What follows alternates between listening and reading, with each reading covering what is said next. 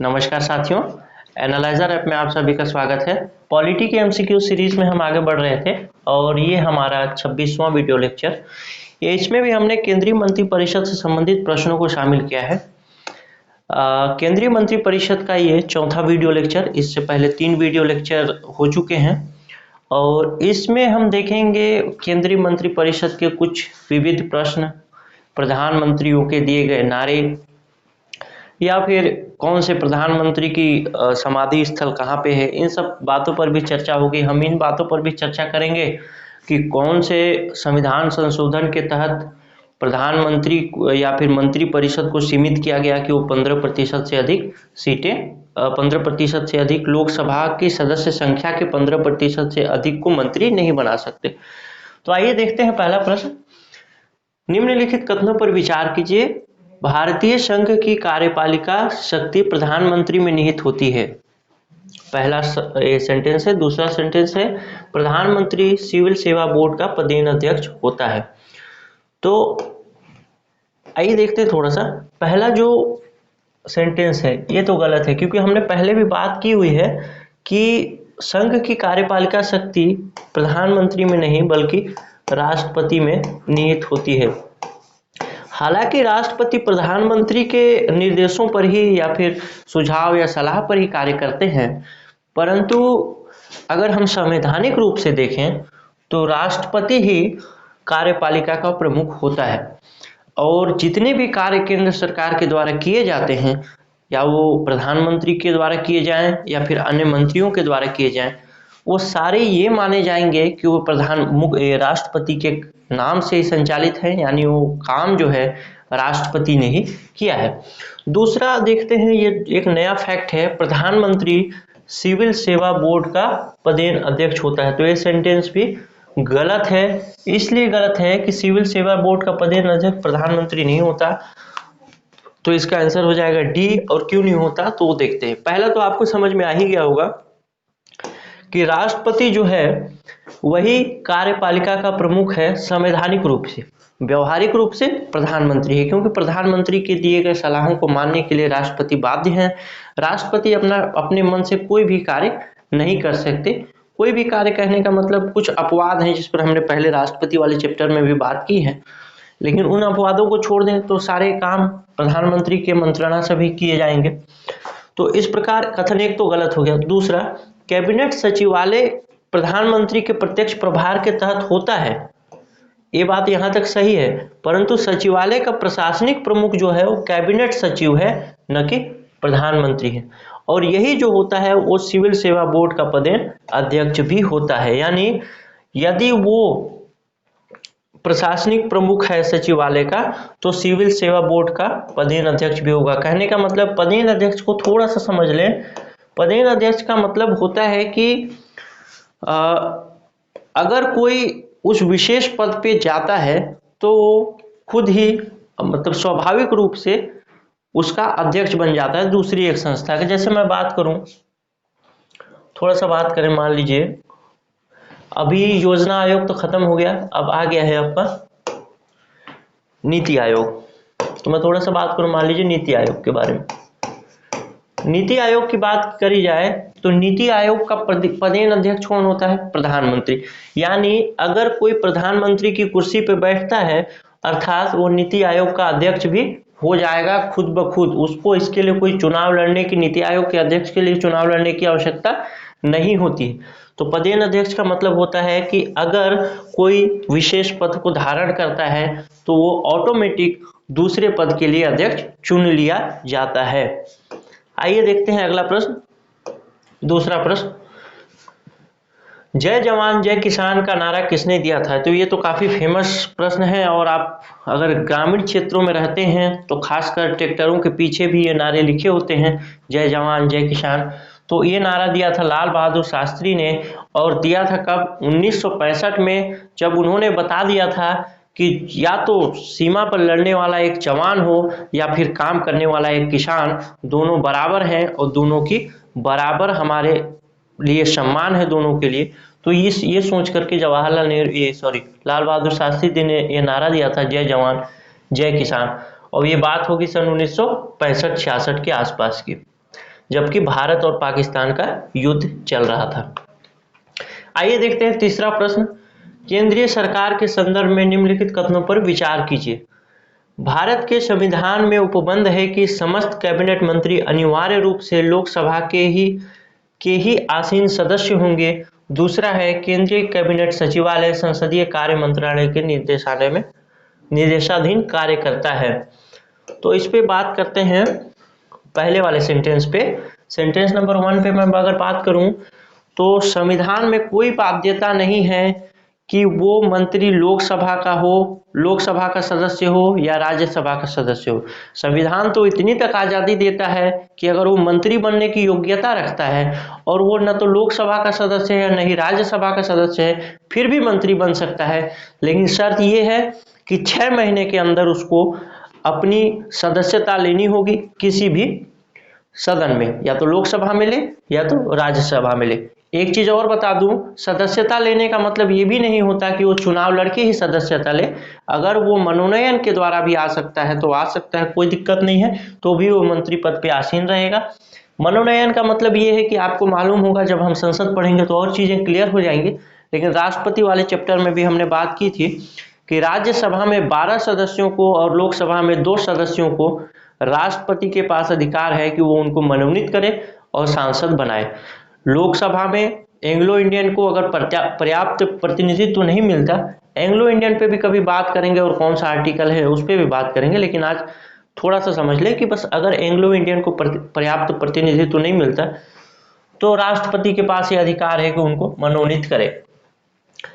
तो कैबिनेट मंत्री हो या कोई भी मंत्री हो, या तो वो लोकसभा से होगा या राज्यसभा से होगा, या तो 6 महीने के अंदर उसको सदस्यता लेनी होगी, जैसा कि मैंने पहले बताया। और दूसरा जो सेंटेंस है, केंद्रीय कैबिनेट सचिवालय संसदीय कार्य मंत्रालय के निर्देशाधीन कार्य करता है, तो ये भी सेंटेंस गलत हो जाएगा, क्योंकि केंद्रीय कैबिनेट सचिवालय प्रधानमंत्री के निर्देशाधीन कार्य करता है। और दूसरी बात है कि पहले भी हमने बात करी है, लेकिन प्रशासनिक प्रमुख कौन होता है? कैबिनेट सचिव होता है, और वही सिविल सर्विसेज बोर्ड का पदेन अध्यक्ष भी होता है। पदेन अध्यक्ष पे भी मैंने बात की अभी थोड़ी देर पहले, तो इसलिए विकल्प डी सही हो जाएगा। इन आर्टिकल को आप चाहें तो थोड़ा थोड़ा कभी कभी देख सकते हैं, जिससे आपके दिमाग में बना रहे, क्योंकि इससे प्रश्न अगर कूट वाले बन गए तो फिर आपको दिक्कत हो जाएगी आर्टिकल में।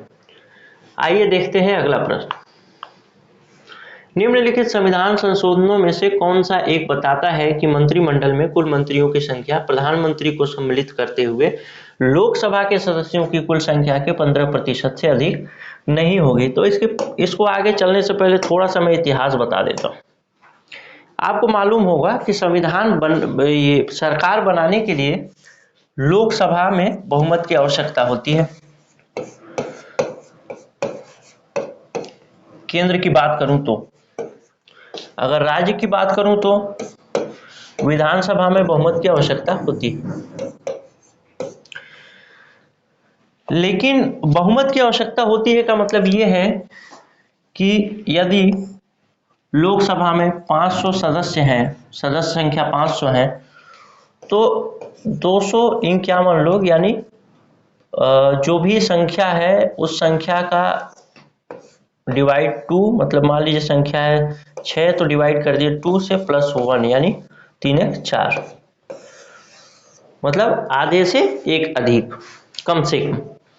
तो यहाँ पे 251 सदस्यों की आवश्यकता होगी। या तो 251 सदस्य एक ही दल से आ जाए, या तो हो सकता है कि कोई दूसरा दल उनको समर्थन दे दे। तो ऐसी स्थिति में उसकी सरकार बनेगी, लेकिन शर्त यह है कि 251 सदस्य उसके समर्थन में होने चाहिए जिस पार्टी की सरकार बन रही है। तो 251 सदस्यों के लिए पहले जब ये संशोधन नहीं हुआ था संविधान में 15% वाला, तो क्या होता था, कोई भी निर्दलीय चुन करके गया, या भी कोई किसी पार्टी में है, मान लीजिए बीजेपी के पास 240 सदस्य हैं और 251 चाहिए, मतलब 11 सदस्य और चाहिए। तो क्या करता कि कांग्रेस वाले को बोलता कि भाई तुम आ जाओ 11 लोग, तुमको मंत्री बना देंगे। तो कुछ छोटा मोटा मंत्री का पदभार देकर के इनको मंत्री बना दिया जाता और 251 सदस्य हो जाते और सरकार बन जाती है। लेकिन इसमें समस्या ये थी कि बहुत सारा जो है पैसा जो होता था वो खरीद फरोख्त में जाता था और एक अव्यवस्था की स्थिति बनती थी।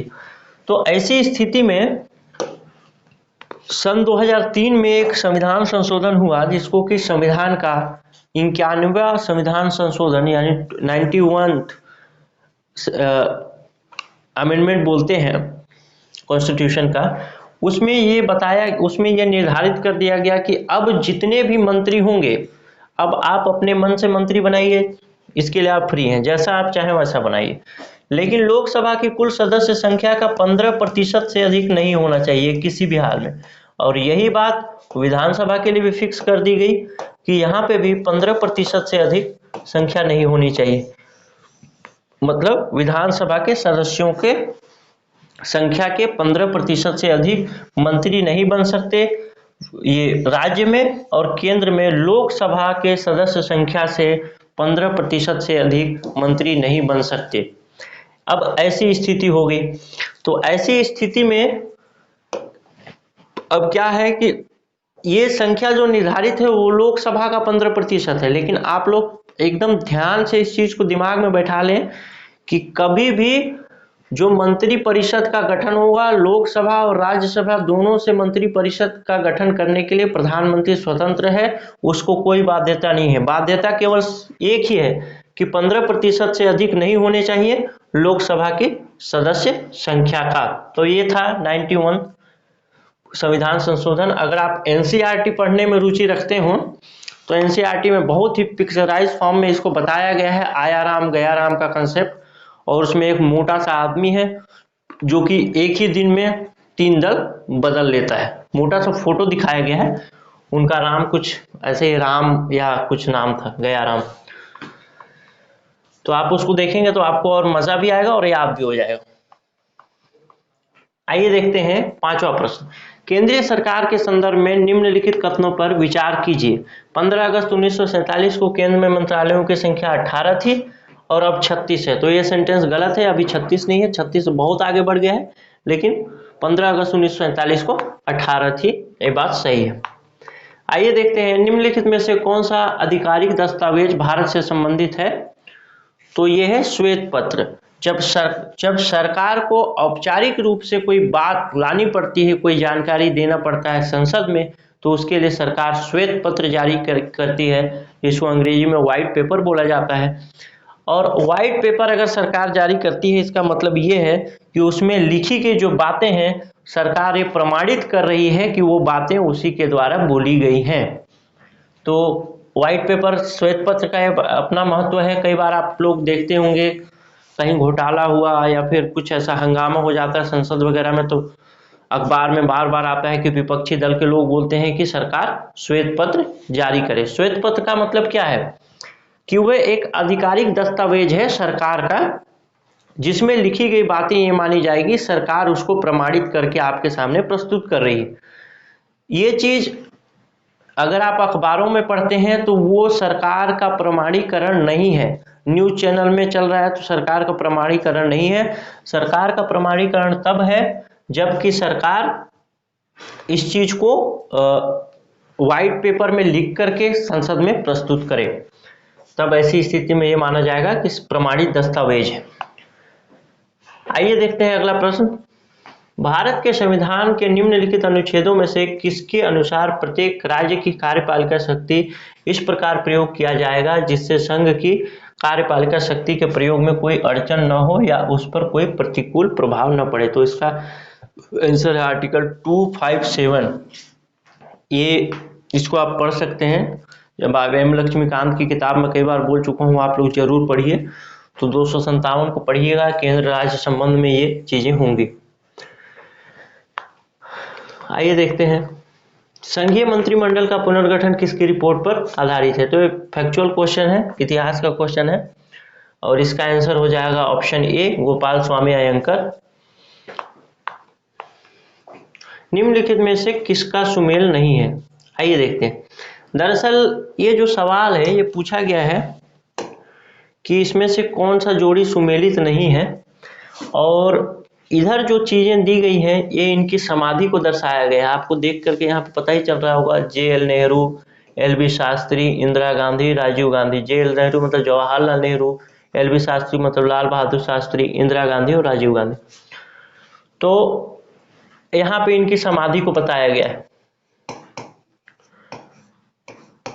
अर्थात जवाहरलाल नेहरू की समाधि का नाम क्या शांतिवन है। जैसे महात्मा गांधी जी का एक समाधि बना है दिल्ली में जिसको कहा जाता है राजघाट, वैसे ही जवाहरलाल नेहरू जी के समाधि को कहा जाता है शांतिवन। तो ये बिल्कुल सही है। लाल बहादुर शास्त्री के समाधि को जो कहा जाता है वो समाधि स्थल है, उसको विजय घाट कहा जाता है। इंदिरा गांधी वाले को शक्ति स्थल कहा जाता है। और राजीव गांधी वाले को कर्मभूमि कहा जाता है या नहीं, इस पे सवाल है। तो राजीव गांधी वाले को कहा जाता है वीर भूमि, न कि कर्म भूमि।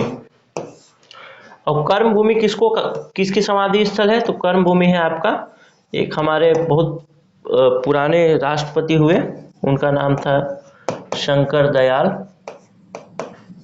शर्मा। शंकर दयाल शर्मा की जो समाधि है उसको कर्म भूमि के नाम से जाना जाता है और वीर भूमि के नाम से जाना जाता है राजीव गांधी की समाधि को। तो ये 9वां प्रश्न था। आगे देखते हैं 10वां प्रश्न, ये डिस्क्रिप्शन है, आप पढ़ सकते हैं। स्वतंत्र भारत में प्रथम बार संसदीय सचिव का पद किस वर्ष सृजित किया गया था? तो ये किया गया था 1951 में।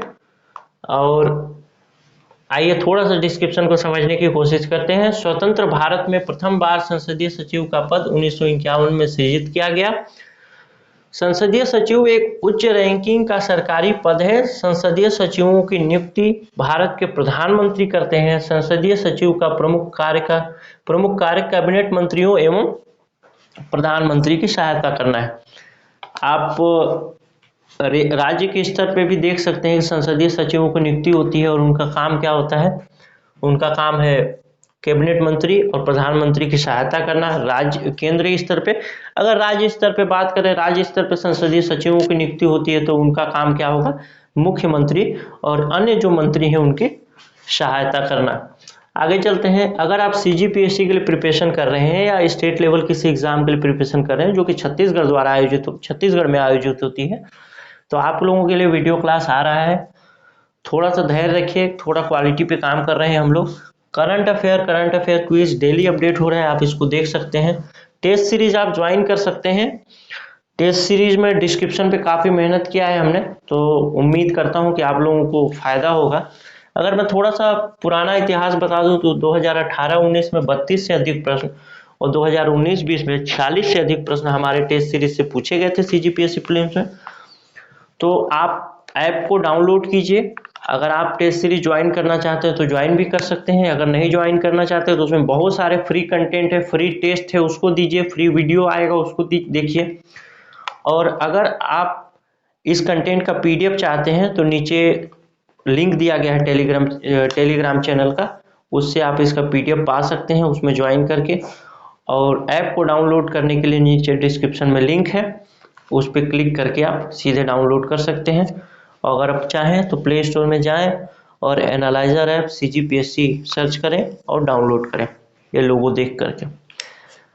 अगर आपको ये वीडियो अच्छा लगा तो थोड़ा लाइक करें, सब्सक्राइब करें, शेयर करें और थोड़ा सा व्यू बढ़वाएं, क्योंकि व्यू बहुत कम है और वही हमारे लिए मोटिवेशन है आपका व्यू। तो हमको लगता है कि हाँ, हम सही रास्ते पे जा रहे हैं। अगर आपको लगता है कि नहीं वीडियो अच्छा नहीं बन रहा है, कुछ कमियां हैं, तो डिसलाइक करें और कमेंट में ज़रूर लिखें कि क्या कमियां हैं, ताकि हम उसको ज़रूर सुधारेंगे। बहुत बहुत धन्यवाद, बहुत बहुत आभार।